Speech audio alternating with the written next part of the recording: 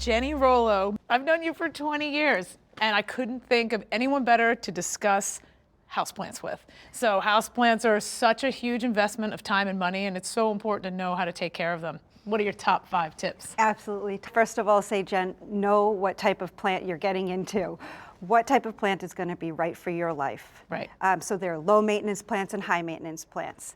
If you lead a busy life on the go, I would say perhaps a low maintenance plant such as this, called the ZZ plant, one of my favorite. Requires water maybe once a month at best, and minimal to low light, nothing too fussy. So when you come back from vacation, this is going to be alive. For sure, for sure. Well, what about this one? So this guy here is called Calathea. This is a little bit more for the plant enthusiast. Requires high humidity, but also likes to be watered with distilled or rainwater. So A little bit fussy. this may be a little bit, yeah. But if you're really interested in really wanting to get to know your plants and do the next level up from the low maintenance, that's a good one to go with. Absolutely a collector's item as well, yes. It's beautiful leaf. Absolutely. Speaking about watering, it's a big misconception that just water it and it's going to be healthy again. Right. Overwatering is a bad technique as well. It absolutely is, and making sure that you're watering at the right time is key.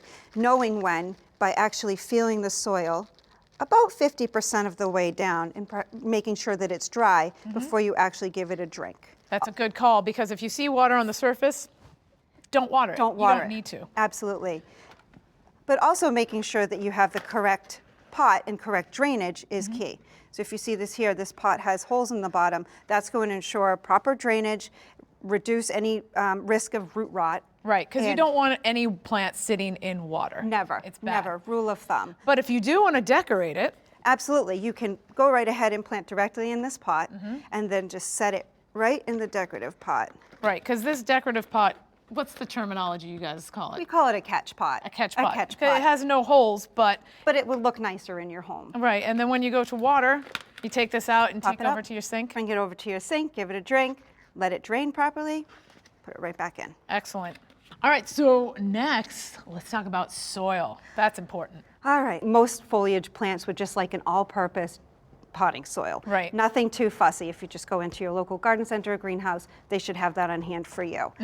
Other types of plants, such as orchids or cactus, they really like a specific type of soil, such Right. as this. This is called orchid bark. I mean, people wouldn't think that's a soil. Right, right. This consists of sphagnum moss, bark, and perlite, and it's well draining and quick drying because orchids don't like wet feet. Right. So this is what you would want to use in that case. So I see some fertilizer up front there. Yes. Let's talk about that. Okay, all plants need to eat just like we do. So the best time to fertilize your houseplants are during the growing season. Just like outside. Exactly. April through September, once a month, or once every couple months. So here what I have is a liquid fertilizer that you would use once a month. You would put a couple drops in your watering can and just water your plant once a month with this, and that should be sufficient. So this is a concentrated solution. It should last throughout the year. Absolutely. Now, if you don't have that much time on your hands, or you're always on the go, kind of an easier way to do with it is, this is called a pelletized fertilizer. Something like this you would shake into the top layer of your soil only twice a year. Right. So this is a set it and forget it and let it go. Slow release is the way to go. Exactly. You know, if you don't have time or you don't think you're going to remember, I think that's a great option. I agree. I agree. So, okay, I know there's one more tip. You said there was 5. Yes, I would say know when and how to repot your houseplant. Okay. Some houseplants will show you some signs, so listen to your plants. Do they have yellowing leaves? Are their leaves dropping? Do they have roots such like this Wow, that look are at that. compacted and girdling? And so girdling means when they start to grow around in the shape of the pot, and they're eventually going to choke the plant. Absolutely, absolutely. And that can lead to the detriment, of the plant itself. So being sure that when you do repot, is that you're repotting into the proper size. Okay. Going up only about 1 inch to 2 inch diameter in increments on each side is critical. So something like that should be So sufficient. all the way around, about 1 inch to 2 inches, no bigger. No bigger. Okay. That's correct. Because there will be more volume of soil and holding more moisture. Yes, and Right. too much moisture can lead to too many problems down the road, Right. for sure. Fungus, rot, all the above. A whole combination. All right, Jenny, these were excellent tips, very helpful.